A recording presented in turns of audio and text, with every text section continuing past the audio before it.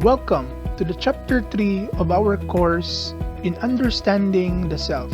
This time, we will be talking about the psychological self, our favorite mystery. There is this powerful line from the main character of the movie Alice in Wonderland, which says, "Who in the world am I?" Ah, that's a great puzzle. This reaffirms the psychological aspect of the self as a mystery, like a jigsaw puzzle that we have to decipher to see where it fit together. Our learning objectives for this lesson.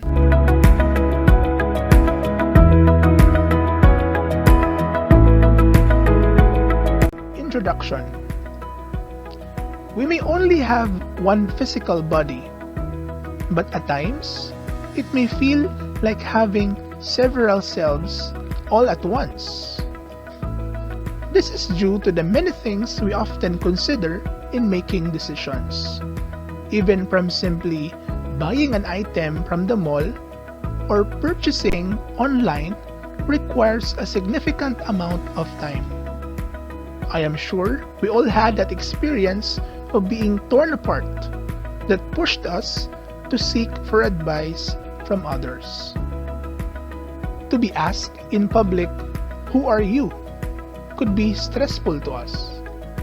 This question forced us to come up with an interesting answer, because we want to be honest about introducing who we are, and we want to do it smoothly and try to sound cool as much as possible. Honestly speaking, we don't always have a prepared answer for it. Such question may sound simple, but is actually challenging. For deep within us, we knew that we are more than just our name, our age, and our home address.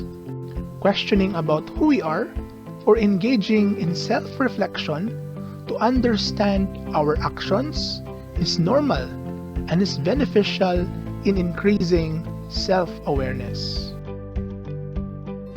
Most of the time, we are too hard on ourselves. This is because of the too many expectations that we have. We always want to be stable, in control, and pleasing to others. Possible selves are developed from the past experiences, current behavior, and future expectations. An Indian-born American yoga teacher, Yogi Bhajan, once said, "You are very powerful, provided you know how powerful you are." These words reminded me of the story about the eagle who grew up with the chickens. The eagle egg was accidentally mixed up with the chicken eggs. All his life, the eagle thought that he was a chicken. He is always left in amazement every time he sees an eagle soaring into the sky. Self or self-concept. According to Carl Rogers, the self or self-concept is an organized, consistent set of perceptions and beliefs about oneself. Thus, our understanding about ourselves revolves around these perceptions and beliefs. For example, if you feed a child with negative and awful ideas about himself, the child will grow up believing those negativities about himself. Here, we can see how crucial these set of perceptions and beliefs are. These perceptions and beliefs that comprise our self-concept are called self-schemas.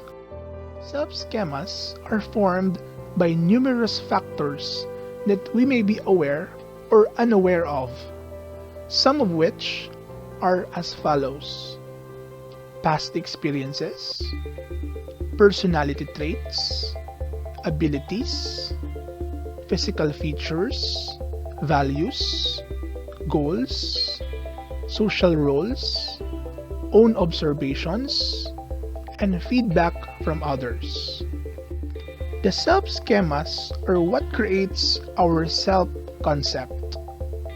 Our idea about ourselves revolves around these schemas.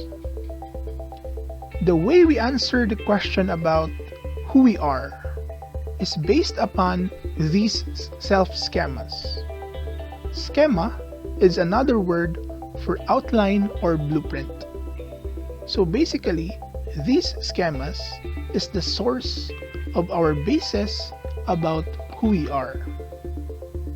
All factors are dynamic, ever-changing in the way that it grows, improves, or lessens as we go through life and expose ourselves to various interactions and media content.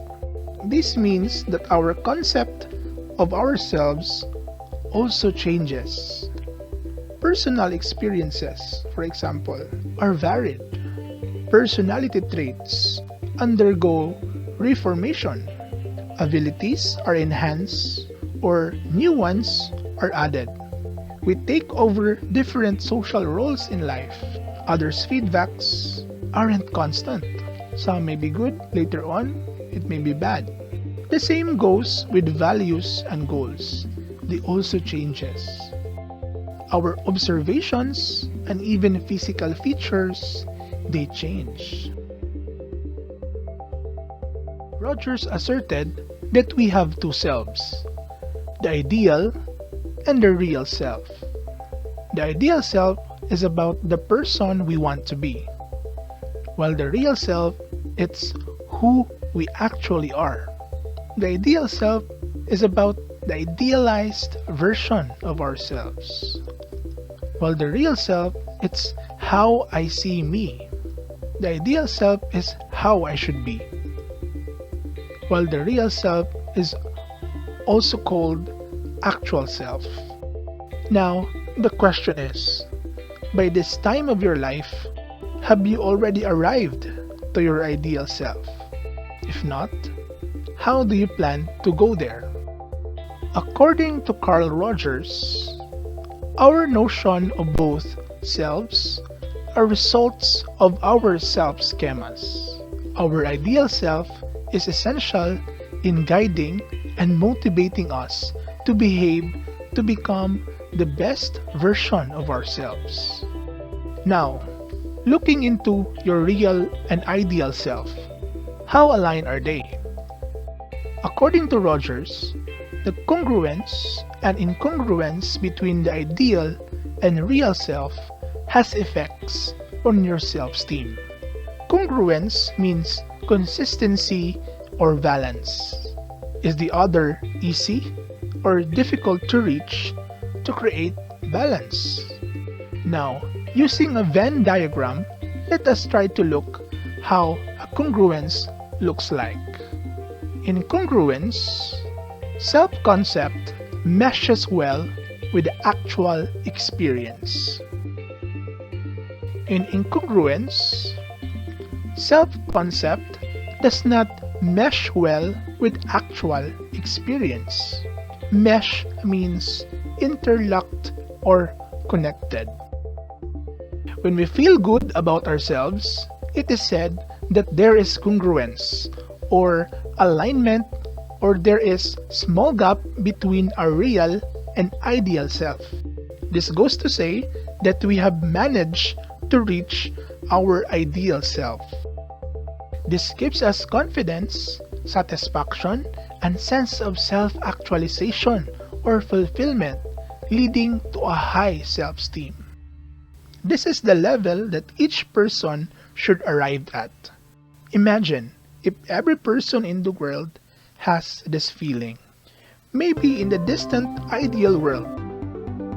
However, when we are disappointed or frustrated about ourselves, it is said that there is incongruence or a huge gap between our real and ideal self. This results to being distressed, anxious, leading to a low self-esteem or self-worth, and be defensive in our actions, which, sad to say, oftentimes leads to depression or worst, suicide. This may cause instability to one's psychological well-being. If the level of incongruence is too much to handle, causing a person's self-worth to be questionable, it is best to seek help through counseling. It is good to acknowledge that there are things that we cannot handle on our own. Having someone who listens to us is a big step for self-acceptance and personal healing. This is why self-esteem is also important. They actually are related with our self-efficacy. How? Self-esteem refers to one's overall assessment of one's worth as a person. It is how we value and perceive our worth. People with high self-esteem succeed more, have better relationships, and are happier compared to those with low self-esteem. Of course, how can we expect for others to believe in us, to have confidence in us, if we, in the first place, do not have that confidence in ourselves? Self-efficacy is how one performs. Self-efficacy is directly correlated with self-esteem. When self-efficacy improves, our self-esteem improves. Our efficiency boosts our self-esteem. If we do well in school or at work, it increases our confidence. But let us make it clear that this is not true if vice versa or otherwise. However, an increase in self-esteem does not always lead to increase to self-efficacy, most especially if no effort was exerted to improve performance. Rogers presented the idea of fully functioning person. For him, this means that the person is in touch with the present, the here and now, because oftentimes too much anticipation or being too apprehensive only causes despair or worriedness. A fully functioning person, for Rogers, includes openness to experience, a flexible self-concept, unconditional regard for the self, and the ability to live in harmony with others. Most of the damage to our self-esteem is self-inflicted, meaning not coming from the outside but our own doing. Unfortunately, we often respond to rejections and failures by becoming self-critical. This is where the self-blaming or self-bashing comes in, which only destroys our self-esteem even more. Just some quick self-esteem facts. 80% of females surveyed claimed their poor body image was linked to negative remarks made by friends and family. The culture of sungog or kantiao, which is so prevalent in our country, is usually centered around body shaming.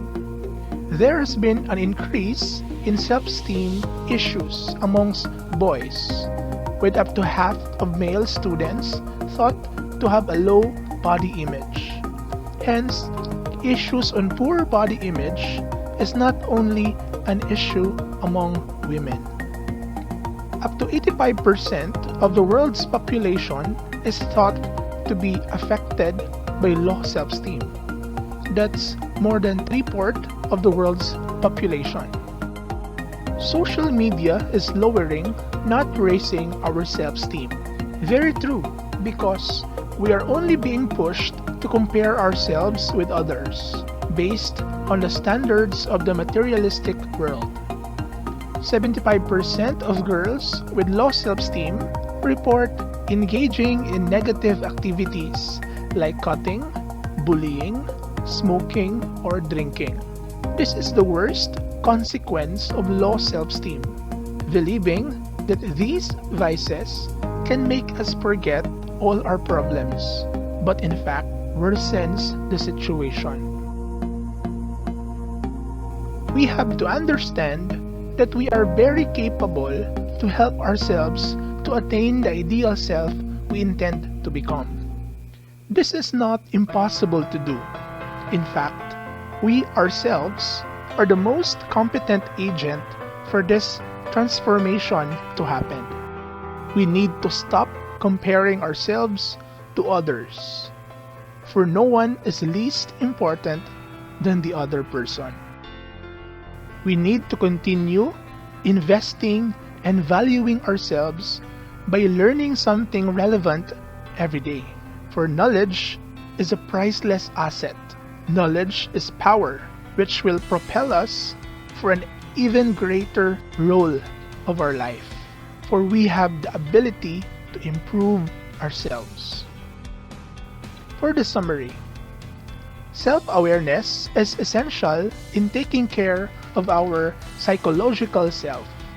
We can never avoid negative experiences, but we can always choose to learn from them.